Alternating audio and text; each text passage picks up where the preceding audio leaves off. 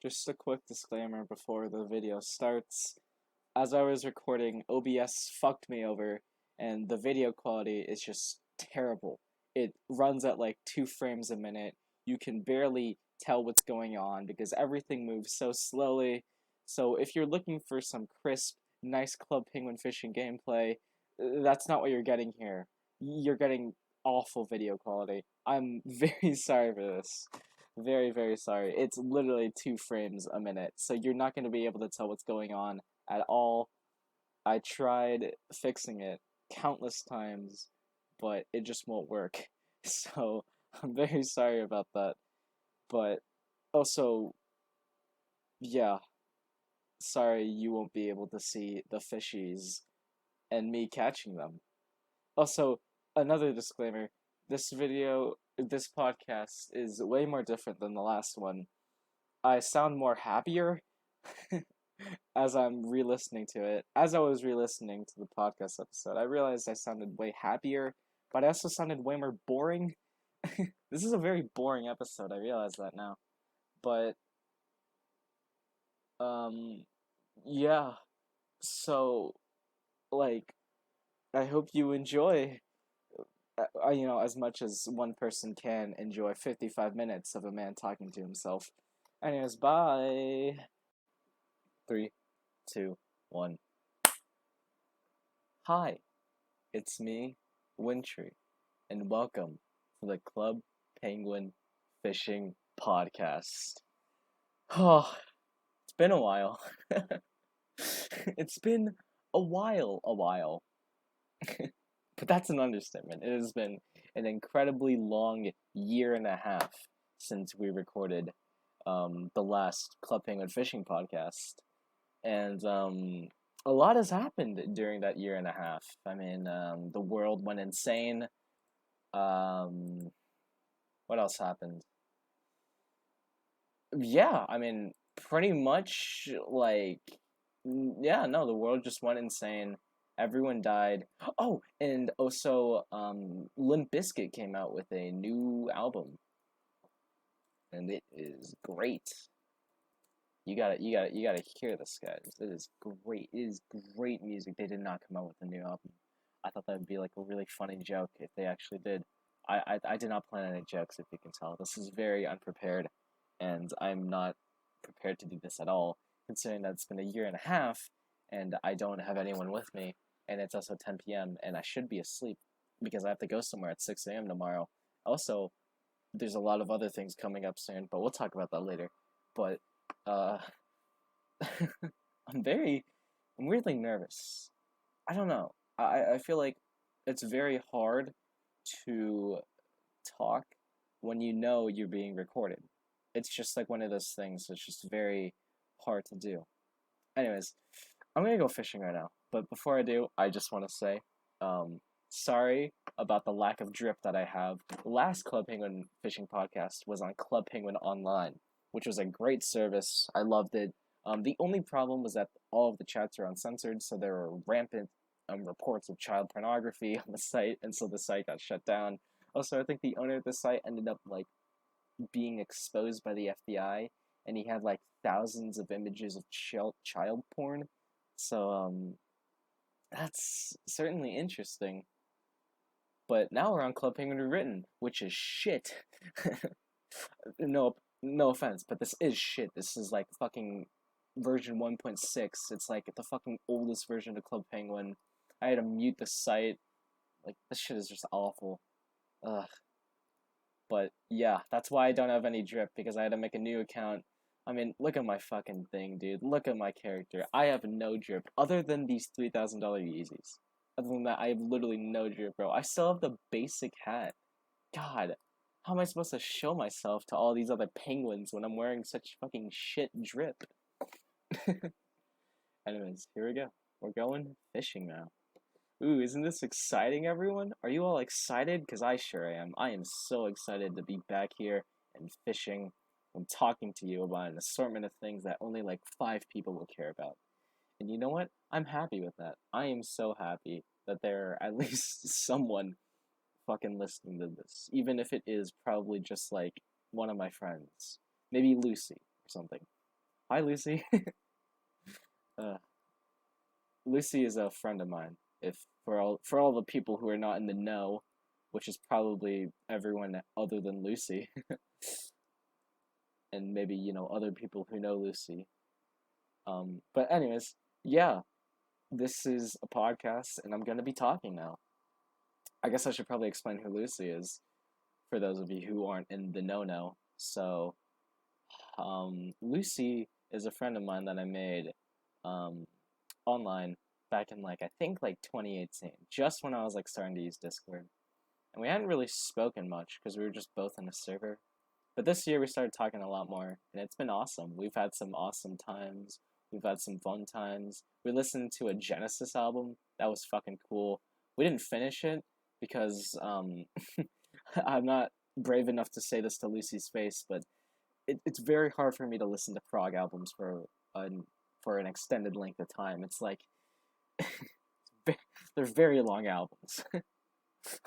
I'm sorry, Lucy, but that Genesis album is great, but I just 40 minutes of it is just enough for one day. I loved it though. We should finish it at some point. But yeah, Lucy is a good friend of mine. And I've only been talking to her this year because I haven't really been talking to much people during the year and a half. Because I've been going through a sort of transitional period almost, where I don't know.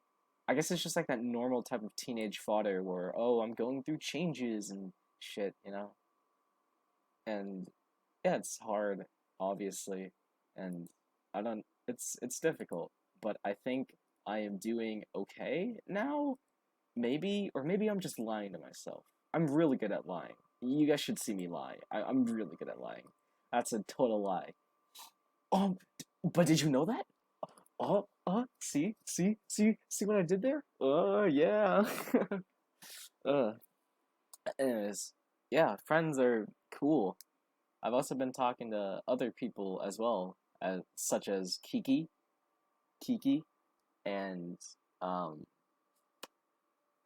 other people. This is a joke, by the way. I do talk to other people. I just don't really remember them, to be honest. The only reason I remember Kiki is because she sent me. I don't know if I can talk about this. Fuck it, I'll talk about it anyway. She sent me a gift through the mail, and it's genuinely probably one of the nicest things anyone's ever done for me. It's so awesome. I don't know if Kiki's comfortable with me saying this. I'm gonna say it anyway. I'm gonna message her before I post this video just to make sure, but I'll probably forget to do that. But whatever. She sent me this thing in the mail, and it was an Among Us plushie, a fucking Japanese Watamote manga, and I love Watamote, but we'll talk about that later. And one more other thing. Cat tape, yeah. She wrapped the whole box in cat tape. I'm going to use the cat tape for nothing. I'm just gonna hang it over my wall because it looks awesome and it's amazing and it's so cool. Oh yeah, she also sent me a letter. More like a less like a letter, more like a message. Yeah, that's all. But it was really sweet, and I loved it a lot, and it made me really happy. I'm staring at the gift right now. I'm staring at the Among Us. It's the yellow one. I think Kiki gave it a name. I think the name was Garfield or something. I think it was Andrew. I don't remember. I'm not good with names. I'm sorry, Among Us, man. But yeah, it was really sweet. Hey, shout outs to Kiki. Go follow her on Twitter. She makes art sometimes, I think. No, she doesn't. She doesn't. She doesn't do that. I think anymore. Well, she does, but it's on her private Insta. I don't know. Who cares? No one cares. You don't care. If you're not Kiki, I don't know if you care. But if you do care, thanks. I guess. I'm sorry. That sounds really patronizing, but I guess it's hard to not sound patronizing when you're saying shit like that. I'm looking over at the list of things that I wrote out. I have a list of topics that I wanted to talk about for today's podcast. I guess I can start with the top one, which is school. So I guess I'll transition to that. I don't know how to do transitions, so Transition slide.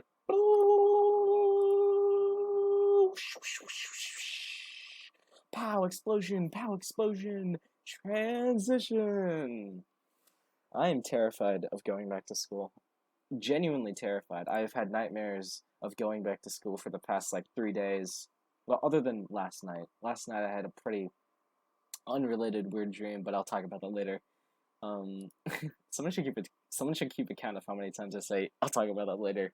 I think that would be really funny. Anyways, I hope I'm being loud enough so the mic can hear me. Last time I tried doing a recording like this, half of the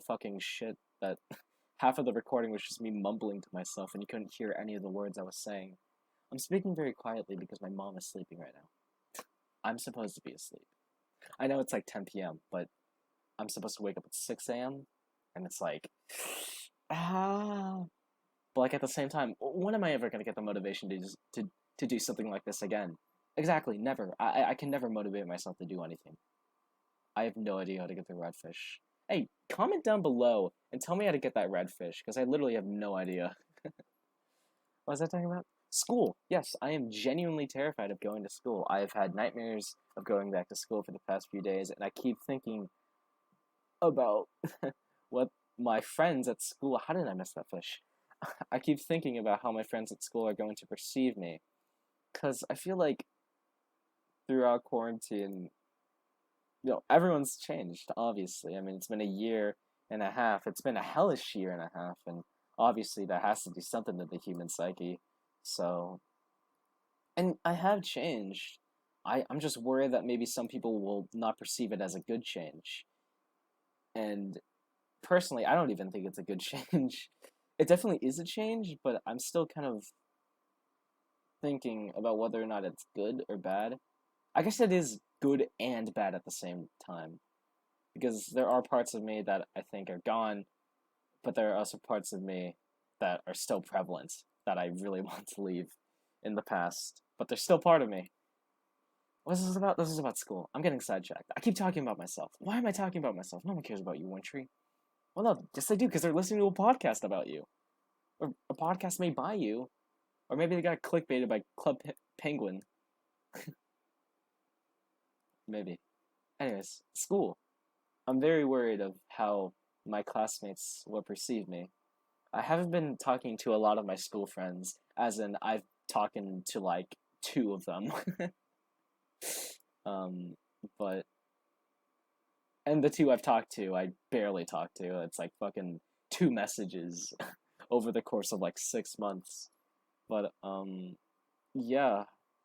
I think what's gonna be really awkward is when the teachers are like gonna do the introduction thing, and they're gonna be like, "Tell us what you did over the summer in quarantine," and everyone's gonna be like, "Oh, I went to Jamaica to save refugees and gave them all flip flops or something," and then Stacy from fucking, I don't know, the rich man's family is gonna be like, "Oh yeah, I went to my father's hometown of Alabama, and I hung out in the Washington reserves with a statue of George Washington. So exciting!"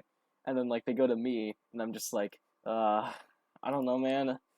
I read a lot of manga. I found this really cool manga called Boys Abyss. It's not very good, but it's very entertaining. Do you guys want to learn about it? And then the teacher will look at me and be like, "Oh wow, that sounds interesting." And then we'll get to the scene where the fucking girl asks the main character to commit suicide with her, and then I'll immediately be expelled. You should all read Boys Abyss, by the way. It is a shit manga, but it is a shit manga in the way that fucking, I don't have a good comparison. It's just so bad it's good manga. At least for me. Maybe your opinion will change. Maybe you will actually think it's earnest work. And I kind of think it's earnest work too. But yeah. Sorry, my mom is texting me. I hope she can't hear me.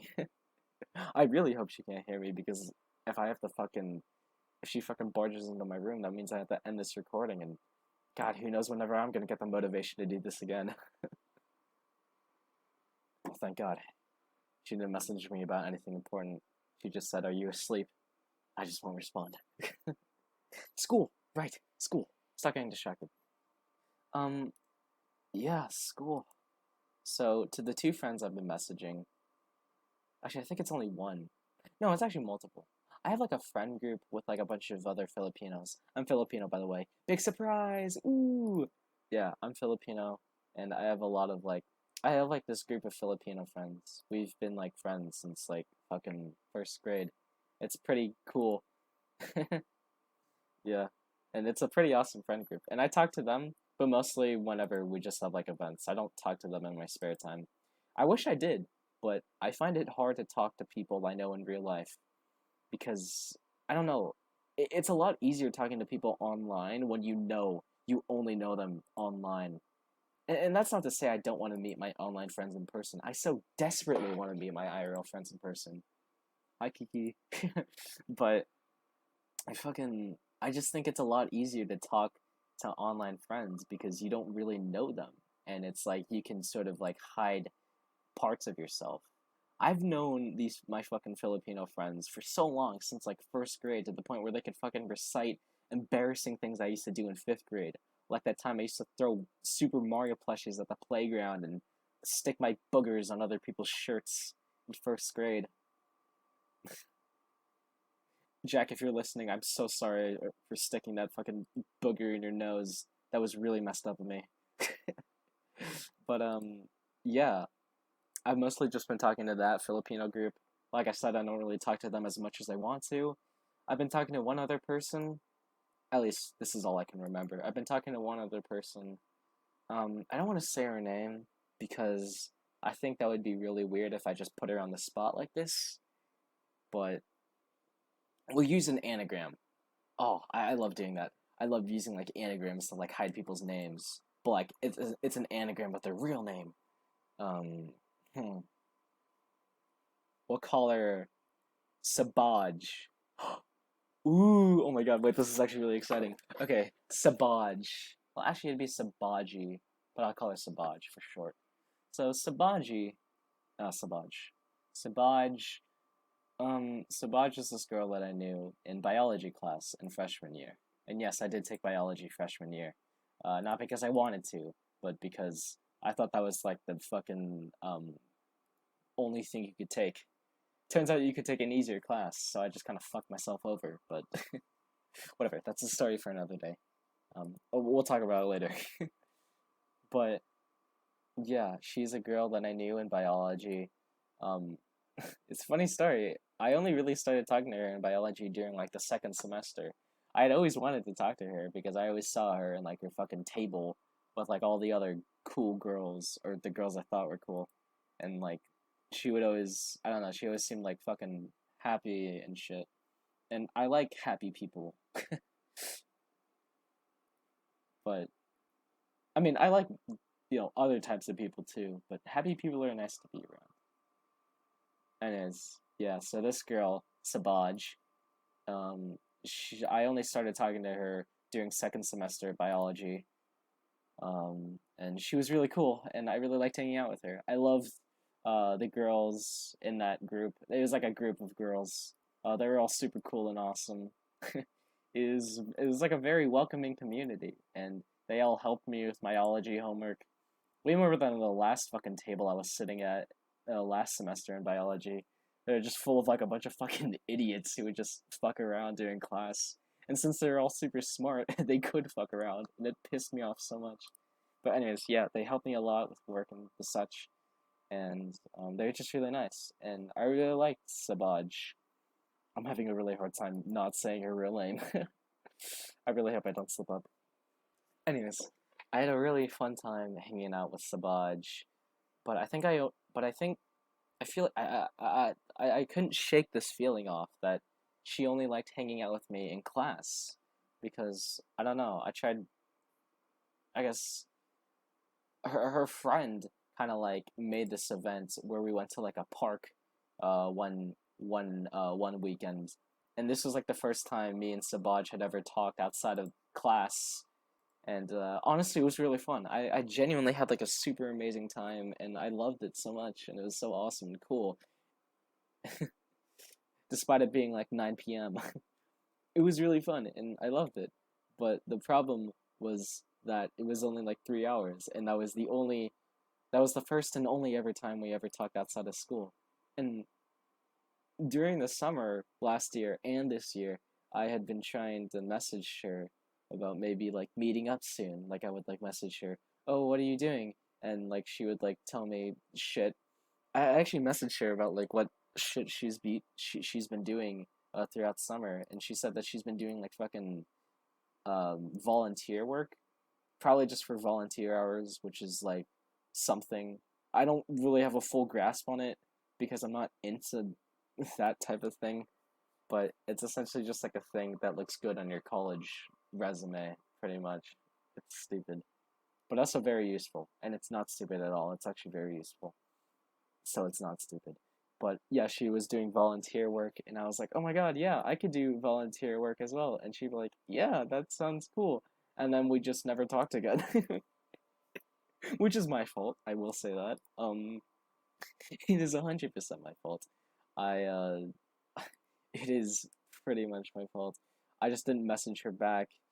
She probably had no desire to message me back because, I mean, why would she? She has lots of friends and shit.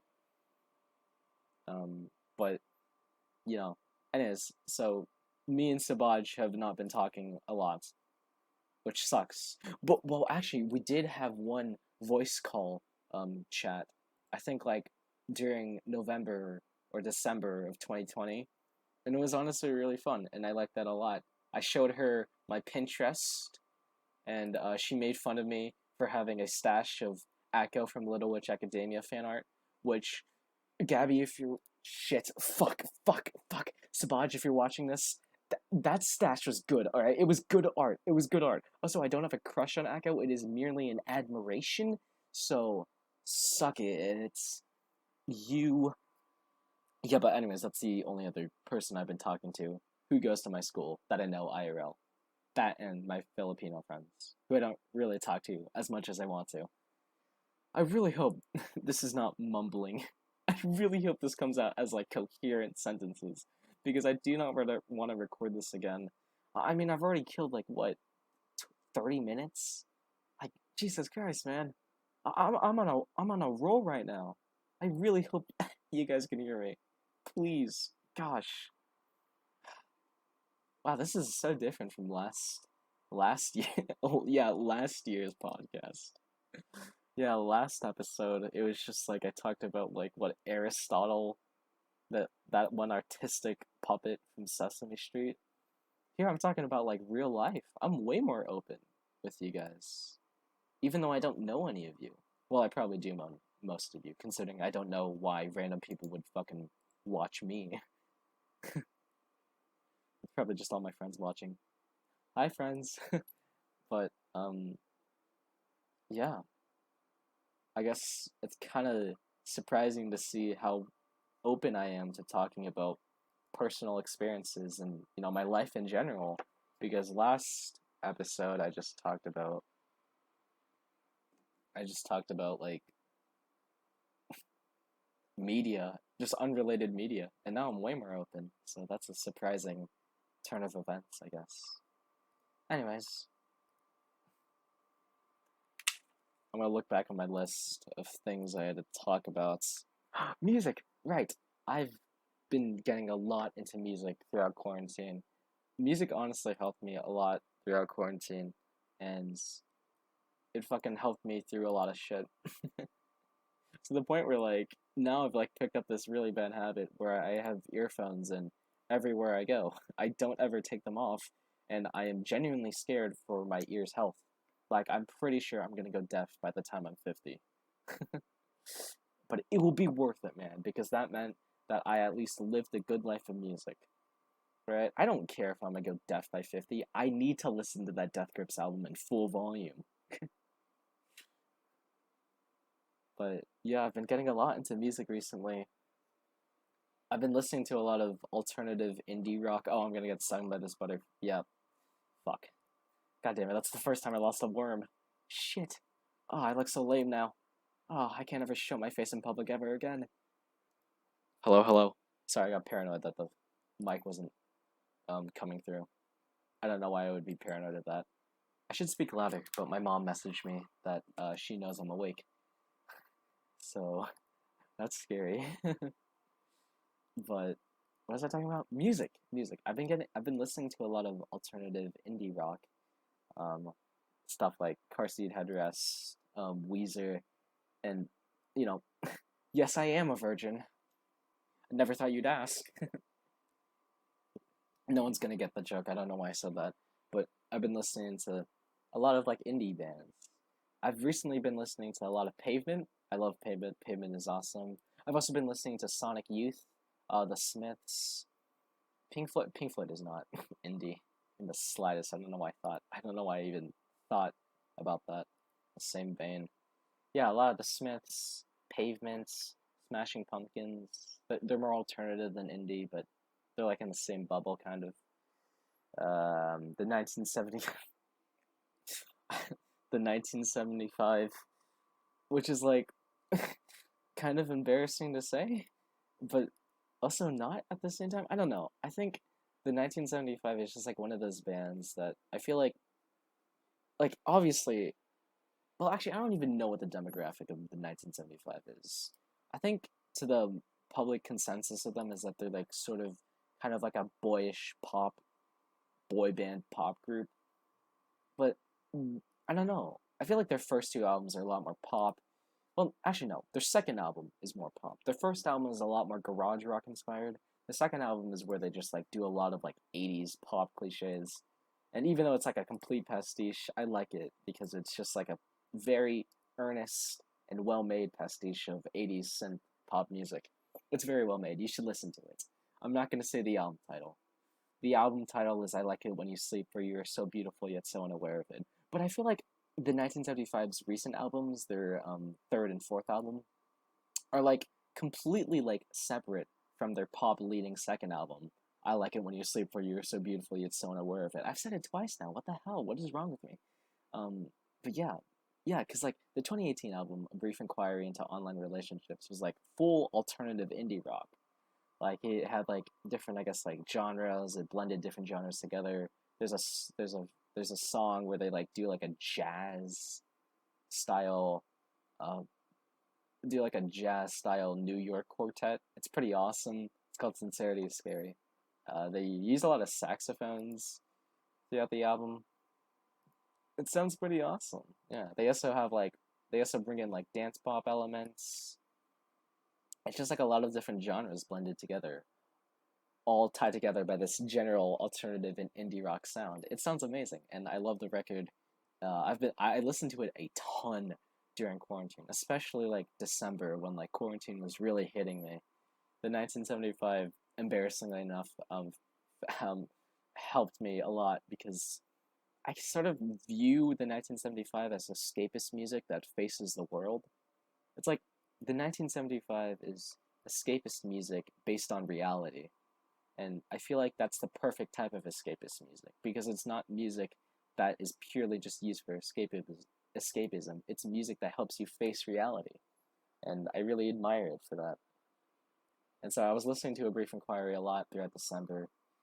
And their fourth album, Notes on a Conditional Form, is also in an way more alternative and indie and way less pop leaning. And it's kind of like a sprawling mess, but like in a good way. It's a very weird and complex album. There's a lot of genre fusions and like literally every song on the album sounds different from each other. And no other song sounds, entirely similar. All the songs on that album are just completely just separate from one another. It's a very sprawling, spread out record. It's very long. It's 22 tracks. It's like an hour and 22 minutes. It's very long. It's very long-winded, and a lot of tracks kind of feel like demos, but it kind of creates this wholly unique experience that just makes it feel as if it's just this expansive, sprawling, immersive piece that's sort of completely separate yet connected. It's very, very cool. It's very awesome. And, I did say that it's, their least pop leading record yet, but there are still a few pop songs. Like, Me and You Together song is a complete, 80s sort of, they got like 80s guitars. It's just like a very sweet, nice pop ballad. And it's called Me and You Together song, which I really like that title. Me and You Together song, a Me and You Together song? Like, come on. What a great title, man. What a great title. And there's also If You're Too Shy, Let Me Know, which is probably one of my favorite 1975 songs. It's a complete 80s synth pop song. It's a complete 80s synth pop pastiche. Whoa, everyone was wearing the same hat. Except this guy. Bitter Chalk. I like this guy's style. He looks cool. That's on the housing crisis.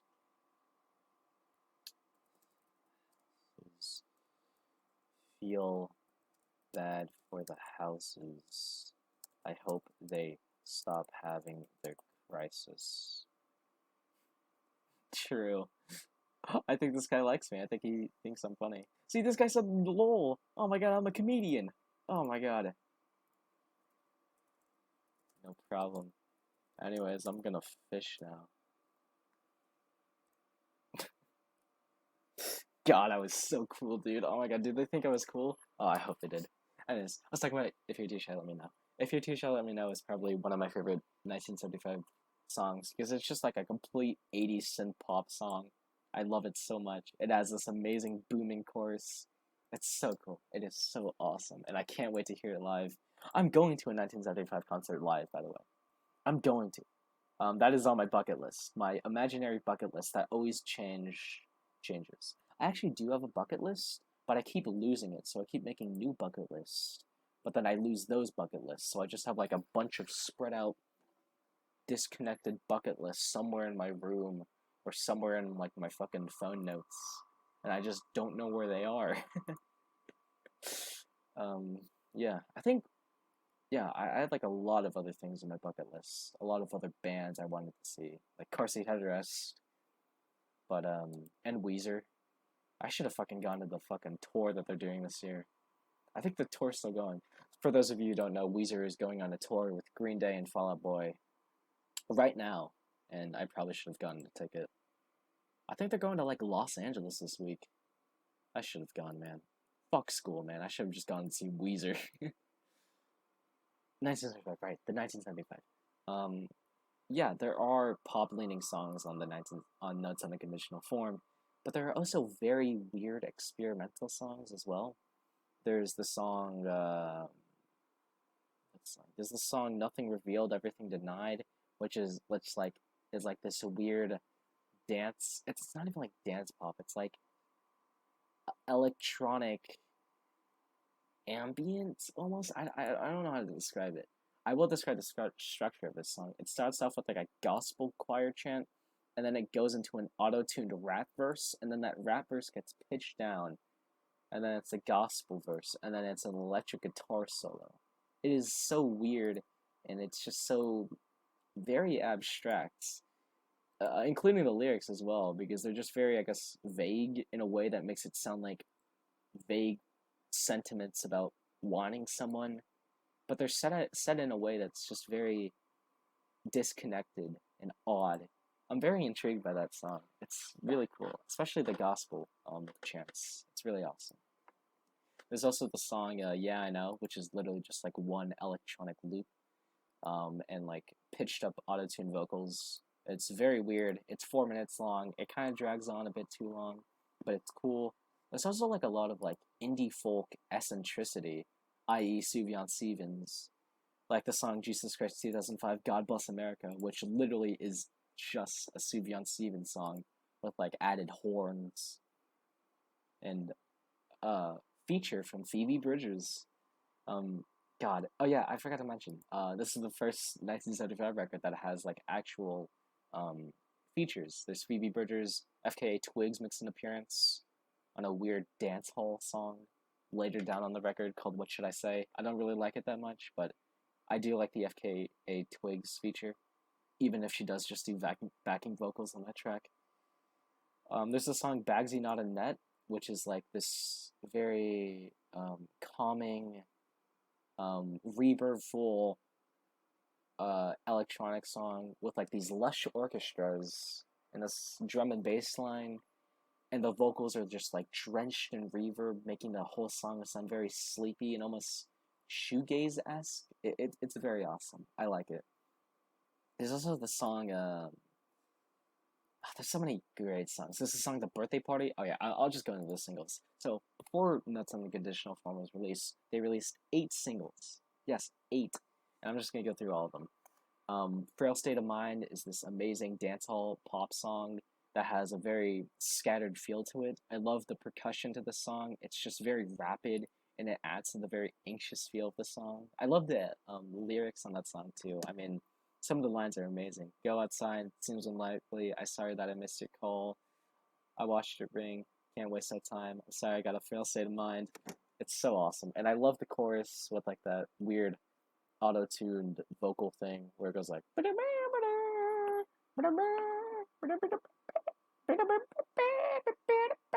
it's really cool. There's a song, The Birthday Party, which is like a country folk song. It's very weird, with like weird like piano lines scattered throughout the song. Lyrically, it's about like everything in the record, it's very scattered. It starts off as a song about Matty Healy, who is the front man from the 1975, by the way. It's a song about Matty Healy going into a party, meeting a girl who has the same name as her, as they talk about Pine Grove, and they have a conversation about how they used to love each other, and they got into an argument about their piss, and how loud she would piss, and how he kind of hates that she brings it up at the party, and then he leaves, and then there's like this chorus line at the end that kind of alludes to the idea that everything in the song was about drugs and like abstaining from it. It's a very weird song, and added upon that, the very weird music video, which, according to the New York Times, is inspired by 4chan culture. And I don't think Matty Healy understands 4chan culture, because his idea of 4chan culture is, haha, that boy. And yes, that boy is in a 1975 music video. It's very surreal. And I've seen live performances of the 1975 playing The Birthday Party, and yes, they do show that boy on the screen, as well as a CGI model of Matty Healy kissing himself. It's very awesome. I can't wait to see it live. What other singles are there? There's also Me and You Together song, People, which is essentially the first song on the album. Technically, the first song on the album was a 5-minute interlude with Greta Thunberg talking about how we need to save the earth, and climate change is a real problem. The 1975 can get very preachy sometimes, and that first song is very preachy. But the second song on the album, People, is a full-on punk song, and it is... it's good in the moment. I will say that. It's good in the moment, but reflecting on it, it feels very flimsy. It sounds like punk music to people who have never heard punk before. It's essentially what I'm saying. But it's a good song. And yeah, overall, Nuts in the Conditional Form is a very confused and sprawling record, but I think it is very cool. I actually made a review about it on Album of the Year, which is a reviewing site. It's like a music forum site where you can review albums. You should go follow me there, at WinTrueTurtle. Just look up WinTrueTurtle on Album of the Year. I have a review on it. I gave it a 98. I don't know why I gave it that high. It should be at least like a, I don't know, maybe like a 80. I'm recording this, by the way, so for people who are listening to this audibly, you should look at the screen now, because I am showing you the album review. It's like 2 paragraphs long. One person liked it. Should be at least like 2, man. Come on. This is what I said about the album. Despite this album being a fucking mess, I love it because this album perfectly reflects who I am. A confused mess of a person. This album sucks. I can't stop listening to it. I love this album. And that is true. That's pretty true. Yeah. That's pretty much my feelings on the 1975. I just talked about the 1975 for like 20 minutes. Holy fuck, they're not even a good band. Oh my god, I feel so embarrassed of myself now.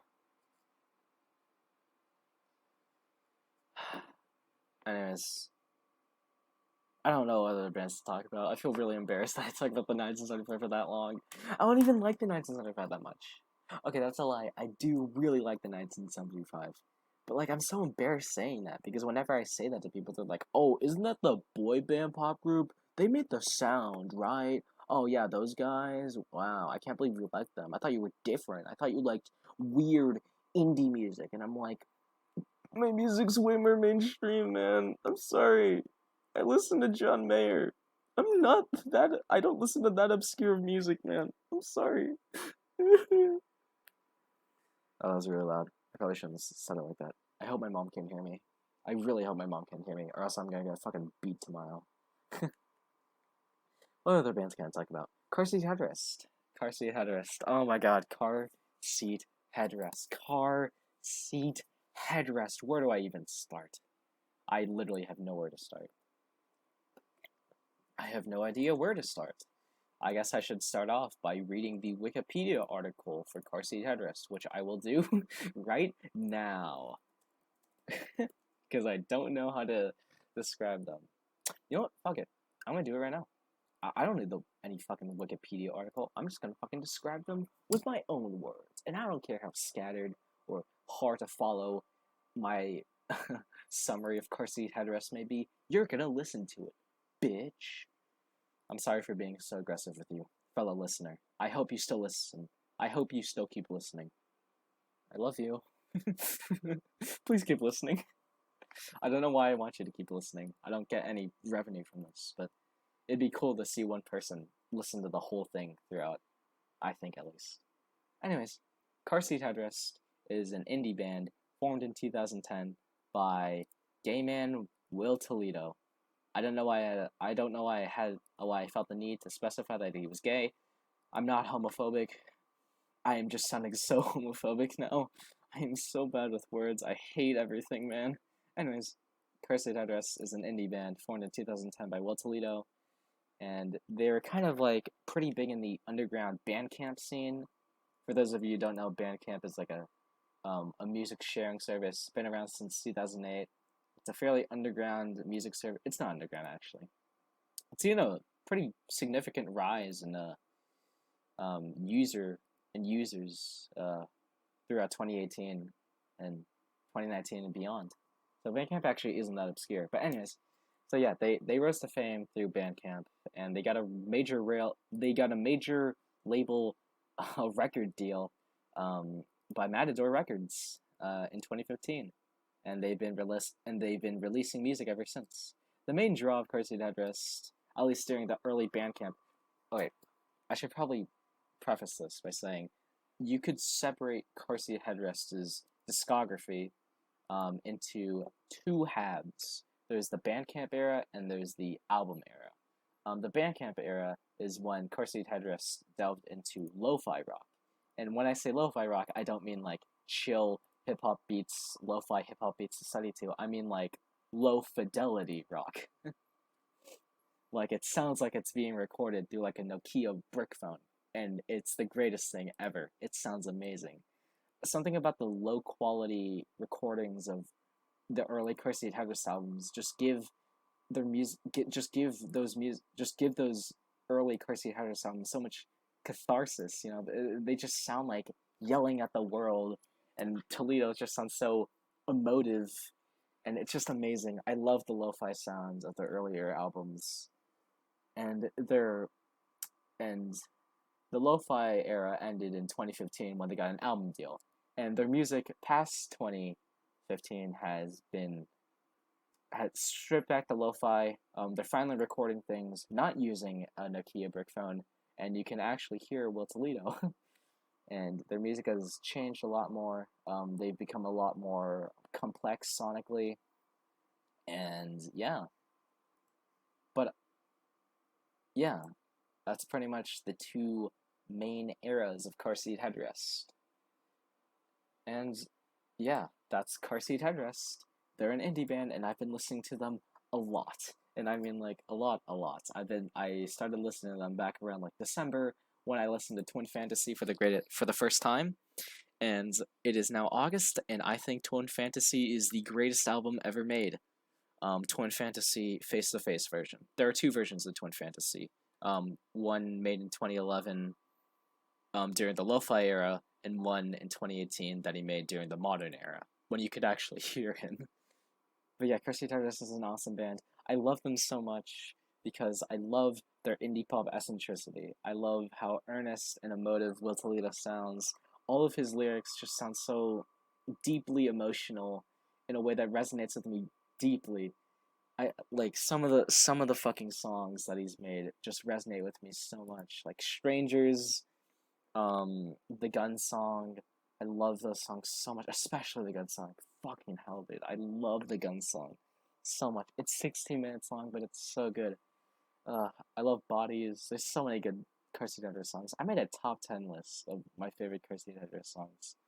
And I would say it to you, but there's like, what, 3 people here who know who Cursey Tethis is? And honestly, this Cursey Tethis discussion is starting to sound really boring, even to me, so I'll just move on now. Oh, okay. The Doors. The Doors are another band I've been listening to a lot.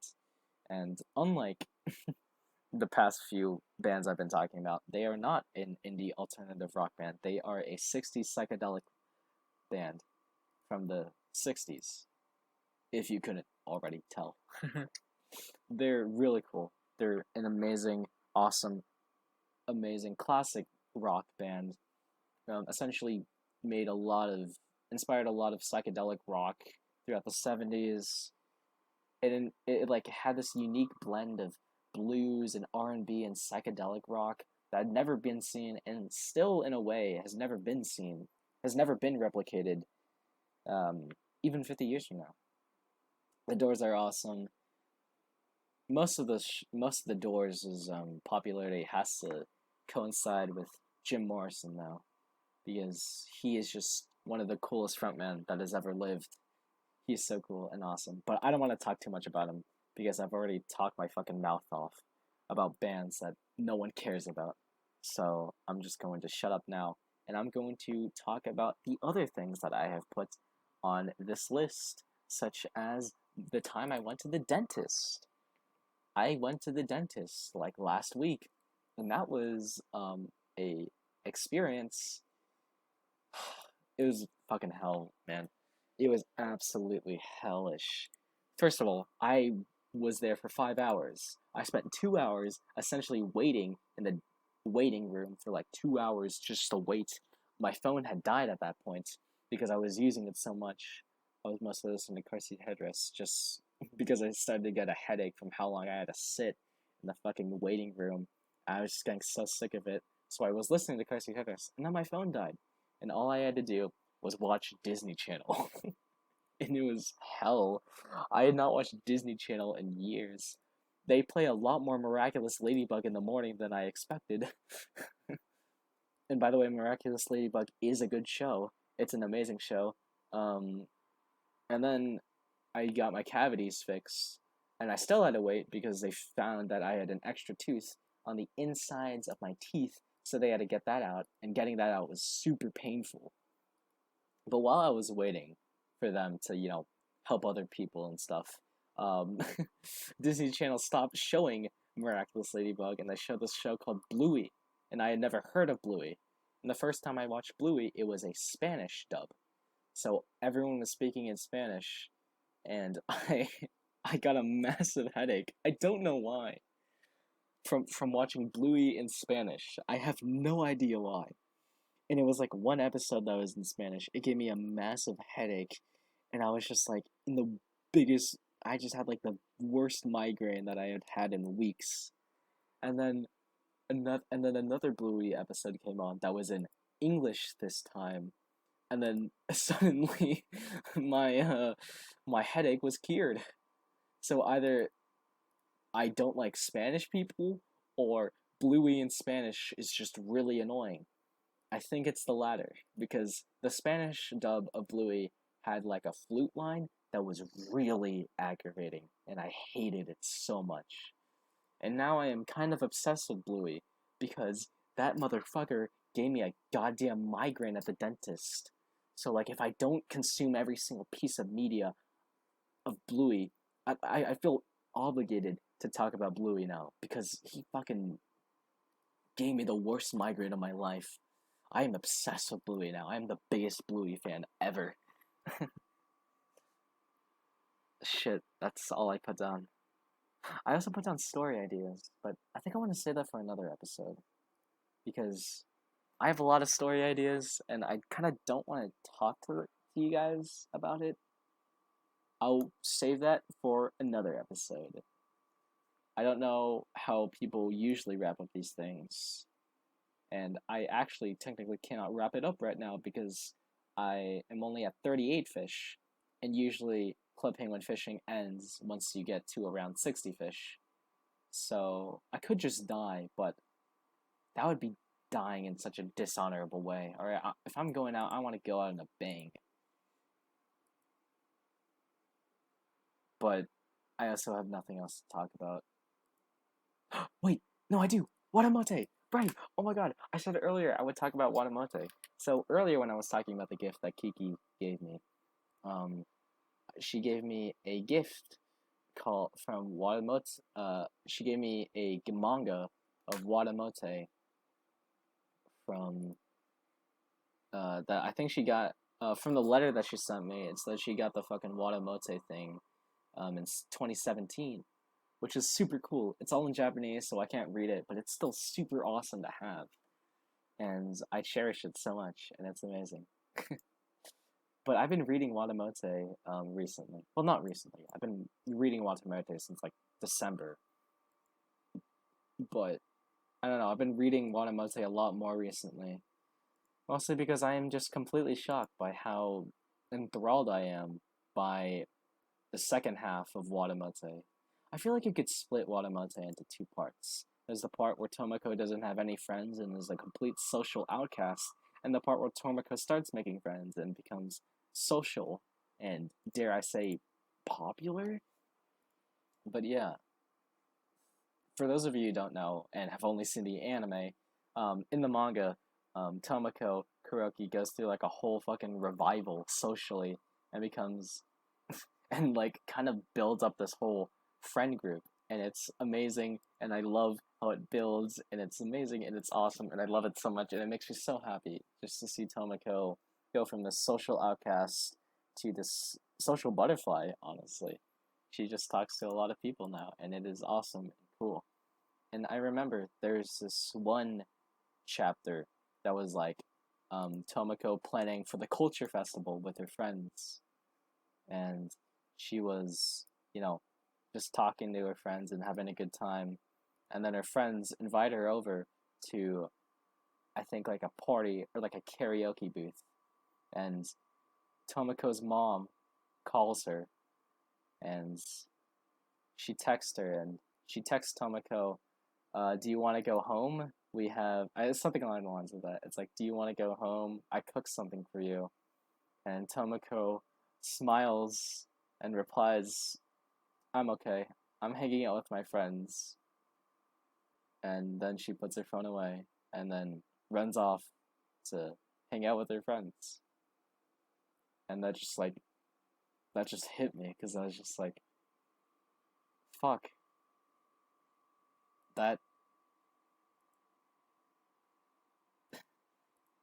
could be me.